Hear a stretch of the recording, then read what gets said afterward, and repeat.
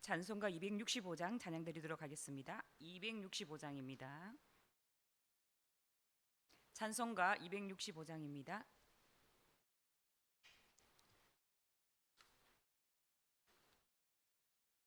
주 십자가를 지심으로 죄인을 구속하셨으니 그 피를 보고 믿는 자는 주님의 진노 면하겠네. 내가 그 피를 유월절 그 양의 피를 볼 때에 내가 널 넘어서 가리라. 흉악한 죄인 괴수라도 예수는 능히 구원하네. 온몸을 피에 담글 때에 주님의 진노 면하겠네. 내가 그 피를 유월절 그 양의 피를 볼 때에 내가 널 넘어서 가리라. 심판할 때에 모든 백성 행한 일대로 보응받네. 주님의 피로 죄 씻으면 주님의 진노 면하겠네. 내가 그 피를 유월절 그 양의 피를 볼 때에 내가 널 넘어서 가리라. 그 주의 사랑 크신 은혜 보혈의 능력 의지하세. 심판의 불이 내릴 때에 주님의 진노 면하겠네. 내가 그 피를 유월절 그 양의 피를 볼 때에 내가 널 넘어서 가리라. 아멘. 사도신경으로 신앙 고백 드리겠습니다. 나는 전능하신 아버지 하나님 천지의 창조주를 믿습니다. 나는 그의 유일하신 아들 우리 주 예수 그리스도를 믿습니다.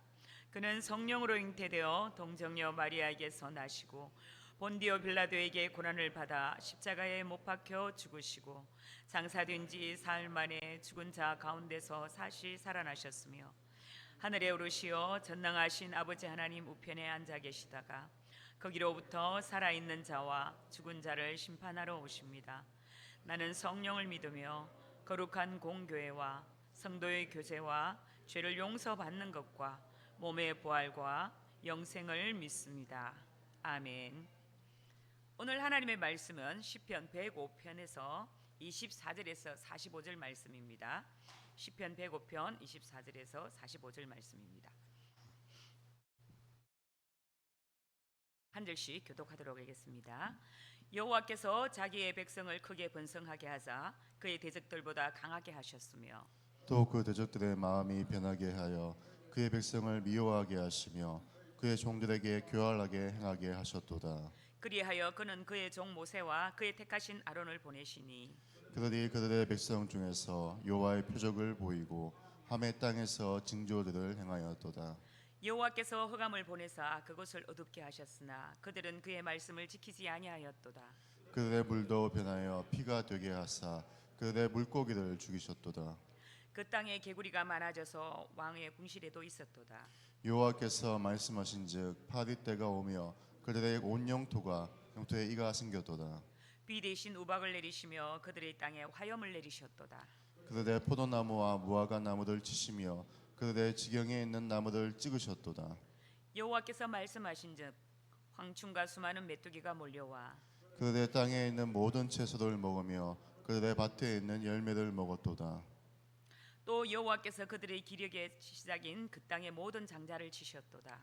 마침내 그들을 인도하여 은금을 가지고 나오게 하시니 그의 지파 중에 비틀거리는 자가 하나도 없었도다. 그들이 떠날 때에 애굽이 기뻐하였으니 그들이 그들을 두려워함이로다. 여호와께서 낮에는 구름을 펴사 덮개를 삼으시고 밤에는 불로 밝히셨으며 그들이 구한즉 메추라기를 가져오시고 또 하늘의 양식으로 그들을 만족하게 하셨도다. 반석을 여신즉 물이 흘러나와 마른 땅에 강같이 흘렀으니 이는 그의 거룩한 말씀과 그의 종 아브라함을 기억하셨음이로다. 그의 백성이 즐겁게 나오게 하시며 그의 택한 자는 노래하며 나오게 하시고 여러 나라의 땅을 그들에게 주시며 민족들이 수고한 것을 소유로 가지게 하셨으니 이는 그들이 그의 율례를 지키고 그의 율법을 따르게 하려 하심이로다. 할렐루야. 아멘.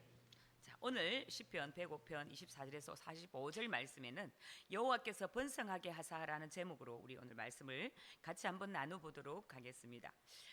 본 시는 선민 이스라엘의 초기 역사를 회고함으로써 그 역사 속에서 섭리하시며 언약에 신실하셨던 하나님의 은혜에 대하여서 감사와 찬양을 올리는 감사 예배 시입니다.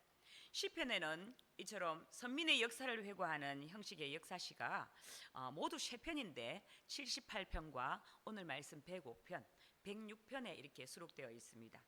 이 가운데 78편은 선민의 형성기인 이스라엘 출애굽 당시로부터 또 다윗의 통치 이르기까지 그런 역사들을 이렇게 회고하고 있고요.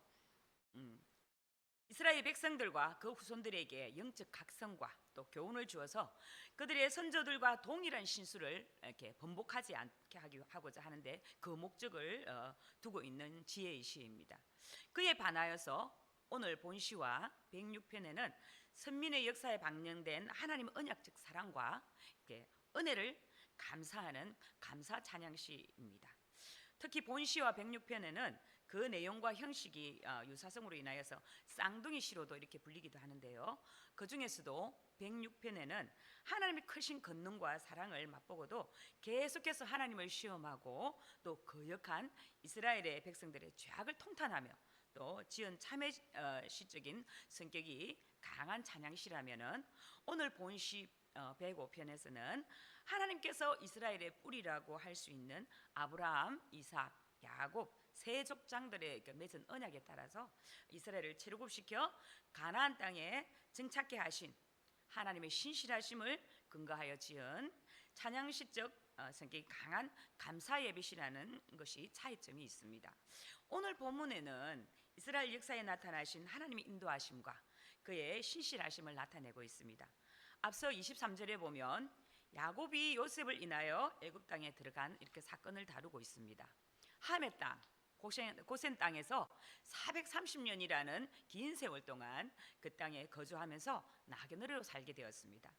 하나님께서 선조 아브라함에게 약속하셨던 너희 후손이 셀 수 없을 정도로 많게 될 것이라는 약속이 신실하게 이렇게 실현되었던 말씀이죠. 오늘 24절 말씀과 같이 출애굽기 1장 7절 말씀에 보면 이스라엘 자손이 생육하고 불어나 번성하고 매우 강하여 온 땅에 가득하게 되었더라라는 출애굽 말씀과 출애굽기 1장 9절 말씀에 요셉이 알지 못하는 새 왕이 일어나 이스라엘 자손이 우리보다 많고 강하도다라고 이렇게 말씀을 합니다. 겨우 70명에 불과했던 이스라엘 백성이 장정만 무려 60만 명에 달하고 전체 인구가 200만 명이 넘었을 정도로 놀라운 번성을 이렇게 이야기하고 있습니다. 25절에 이스라엘 백성들을 번성하게 하고 또 강하게 하며 대적들의 마음을 변하게 하여 미워하고 교활하게 하신 분이 누구라고 이렇게 밝히고 있습니까? 바로 하나님이라고 밝히고 있습니다.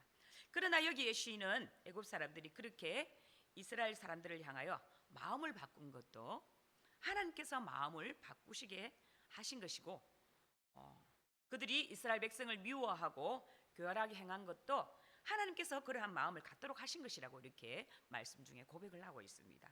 그리고 고난 중에 부르짖는 하나님의 백성을 출애굽시킬 때도 말씀 한마디로도 능히 구원하실 수가 있었을 것입니다. 하지만 그렇게 간단하게 행하지 않으시고 애굽의 바로의 마음을 강팍하게 하심으로 모세와 아론을 보내어서 10가지 재앙을 다 받게 하신 후에 이스라엘 백성들을 광야로 이끌어내었습니다. 27절에 말씀해 보면 표적을 보이시고 하물 땅에서 징조를 행하셨다라고 말씀하시는데요. 28절부터 36절까지 이스라엘 백성들이 살고 있는 애굽 땅에 10가지 재앙을 중 8가지 재앙을 이렇게 언급하고 있습니다. 그리고 8가지 재앙이 순서대로 배열되어 있지도 않습니다. 이 재앙의 순서는 출애굽기 5장에서 10장까지 잘 서술되어 있지만 여기서는 사건의 정확한 기록보다 더 중요한 목적이 있다는 것이죠. 첫 번째는 하나님의 백성은 물론 이집트인에게 온 우주 만물이 하나님의 소유이며 만물의 질서는 하나님의 명령 따라 운행됨을 보여주기 위함입니다. 두 번째는 이 모든 재앙이 노예적인 삶을 살았던 이스라엘 해방을 알리는 시작점이라는 사실을 나타내기도 합니다. 첫 번째로 언급된 재앙이 뭐냐면 흑암이죠. 흑암을 보내셔서 그곳을 어둡게 하신 일입니다. 흑암은 하나님의 빛을 창조하시기 전 상태를 표현하는 데 쓰였습니다. 우주적인 어두움에서 하나님의 빛을 창조하신 분이시기도 하시죠. 따라서 암흑은 이집트 왕들이 가장 이렇게 자칭 태양신의 아들이라고 여긴 것을 무력화시키기 위함이기도 합니다. 이어서 물이 변해서 피가 되고 물고기가 죽고 득실거리는 개구리와 또 파리떼 이가 온 땅을 덮었습니다. 하나님은 농작물을 위해 필요한 물 대신에 우박을 내리셨고 땅에 타오르는 불꽃도 내리셨고 또 포도나무와 무화과나무를 치셨고 그들 지경에서 함께 살아가는 나무도 다 찍으셨습니다. 또 하나님께서 말씀하시자 메뚜기 떼가 몰려와서 온갖 풀을 다 갉아먹고 땅에 있는 모든 열매까지 이렇게 모두 먹어치워 버리고 말았습니다. 마지막으로 그들이 기력의 원천이었던 장자들까지도 하나님 치셨습니다. 이 모든 재앙은 노예적인 삶의 잔혹함을 견디는 이스라엘 후손을 위해 하나님 행하신 본보기였습니다. 그리고 이 10가지 재앙은 사람이 만든 신의 모형이기도 했죠. 그래서 하나님께서는 세상 사람들이 믿고 따르는 우상들은 헛된 것이며 오직 하나님만이 참된 신이시요 온 우주의 주님이심을 나타내는 그런 재앙이기도 하였습니다. 37절에서 이스라엘이 애굽을 떠나는 날 하나님은 은금을 가지고 나오게 하셨습니다. 그리고 그들은 비틀거리는 자 한 명도 없이 아주 건강하게 나왔습니다. 그들에게 구원을 베푸신 하나님께서 애굽 땅을 나오면서 그냥 나오지 않고 은금까지 가지고 나왔다는 것은 그들을 생명을 구원하는 것으로 끝나지 않고 거기에 더하여 그들에게 필요한 것들, 그들이 생각지도 못했던 것들을 축복하셨다는 그런 뜻입니다. 이집트인들은 이스라엘이 떠나는 것을 기뻐했다고 말할 만큼 재앙으로 인한 괴로움이 굉장히 강력했던 것으로 보입니다. 자, 여기서 홍해 사건은 언급하고 있지는 않지만 밤에는 불기둥, 낮에는 구름 기둥으로 인도하신 것을 노래하고 있습니다. 하나님은 광야의 뜨거운 태양의 열기와 밤의 추위로부터 자기 백성들을 보호하셨습니다. 또 음식을 구할 때 메추라기를 보내셨고 하늘의 양식으로 그들을 만족하게 해주셨습니다. 또 반석에서 물이 나오게 하심으로 이집트를 떠나올 때부터 가나안 땅에 들어가기 전까지 지속적으로 40년 동안 하나님께서 역사하셨습니다. 하나님은 그들을 애굽에서 인도하여 내실 뿐만 아니라 광야에서 내내 그들을 완벽하게 보호해 주신 것입니다. 이와 마찬가지로 하나님은 우리 성도들에 대해서도 우리가 하늘, 가나안 땅, 천국에 들어가기까지 늘 보호해 주시고 인도해 주신다는 것이죠. 광야와 같은 인생길에 우리가 이겨나갈 수 있는 이유가 어디에 있을까요? 우리를 보호하시고 지키시기 위해서 졸지도 주무시지도 않는 하나님의 은혜인 줄로 믿습니다. 하나님께서 이스라엘 백성들에게 이렇게 놀라운 기적을 그로 돌보신 것은 아브라함에게 하신 약속을 기억하시기 때문입니다. 또한 그들로 하여금 하나님의 율법을 지키게 하기 위함이었습니다. 아브라함에게 가나안 땅을 주시리라고 약속하신 대로 하나님께서 이스라엘 민족에게 가나안 땅을 기업으로 주셨습니다. 땅을 주셨을 뿐만 아니라 그 땅에서 민족을 이루게 하셨고 또 세계 열강 중에 하나로 여김받는 큰 나라가 되게 하셨습니다. 시인은 이렇게 받은 구원의 은혜를 묵상하고 기술하면서 하나님께서 이렇게 자기들의 구원하심은 저희로 그 율례를 지키며 그 법을 쫓아 살게 하려고 하심이로다, 이렇게 말씀을 하고 있습니다. 단지 입으로 감사와 찬송만이 아니라 하나님의 율례에 대한 순종이야말로 이런 구원의 은혜에 대한 합당한 반응이라고 할 수가 있겠습니다. 이것은 성경 전체에 일관성 있는 가르침이기도 합니다. 믿음은 순종을 낳습니다. 믿음으로 구원받은 사람은 하나님의 모든 성품을 드러내주는 율법을 따라 살아가기도 합니다. 이것이 은혜 받은 증거이기도 합니다. 시인과 같이 하나님께서 베풀어 주시고 인도하여 주신 모든 은혜를 생각하고 묵상하고 그 은혜로우신 하나님께 감사하고 찬양을 돌려야 합니다. 그러나 더 나아가서 하나님과 그 하신 모든 말씀 앞에 순종으로 행해야 합니다. 하나님은 죄의 억압 아래서 온갖 고통에 시달리다가 마침내는 영원히 멸망할 수밖에 없었던 우리들을 구속하여 하나님의 백성으로 삼으시고 구원을 주시기 위하여 독생자 아들 예수 그리스도를 희생하기까지 하셨습니다. 우리가 하나님께 받은 은혜는 이스라엘 자손들이 받은 은혜 못지않는 그런 큰 은혜였습니다. 그러면 하나님께서 우리에게 이처럼 귀중한 은혜를 베푸신 이유가 과연 무엇일까요? 하나님은 우리로 하여금 그분의 말씀에 순종하게 하기 위하여 그 아들까지 희생시키면서 우리를 죄에서 구속하시고 또 천국 구원의 은혜를 약속하여 주신 것입니다. 찬양과 예배는 구원받은 자의 자연스러운 반응입니다. 하나님께서 만드시는 새로운 세상의 백성이 되게 하시고 그 나라에 함께 다스리는 자로 초대받으니 어찌 기쁘고 즐겁지 않을 수가 있겠습니까? 우리는 은혜 받은 자로서 하나님의 신실하심을 믿고 찬송하며 또 하나님의 제사장 나라 거룩한 백성으로 그 삶을 살아가시기를 간절히 소망합니다. 기도하겠습니다. 귀하신 하나님, 오늘도 하나님 말씀을 주셔서 감사합니다. 시편 시인이 하나님께서 이스라엘 백성들을 이끌어내시며 그들과 함께 하시며 그들을 구속하여 주시고 또 아버지 그들을 광야에서도 먹이시며 입히시며 보호하셨던 것처럼 오늘 우리에게도 똑같은 말씀으로 하나님 말씀하고 있음을 또 우리가 깨닫게 하시니 참 감사합니다. 율법과 율례를 지키며 말씀에 순종하여 믿음으로 나아가는 저희들 될 수 있도록 하나님 붙잡아 주시옵소서. 구원의 백성으로서 마땅히 드려야 할 하나님께 찬양과 경배를 하나님 드릴 수 있는 그러한 삶을 살아갈 수 있도록 하나님 도와주시옵소서. 아버지, 우리 입술로 드러내는 아버지 하나님이여 세상에 죄악된 것들보다는 아버지 입술로 주님을 찬양하며 경배하며 주님이 기뻐하시는 말들을 아버지 날마다 입술을 통하여 고백하는 저희들 될 수 있도록 오늘 하루의 삶 가운데서도 지키시고 인도하여 주시옵소서. 함께 하시는 아버지, 오늘도 말씀 가운데 인도하여 주실 줄로 간절히 믿사옵고 우리 주 예수 그리스도 이름으로 기도드립니다. 아멘.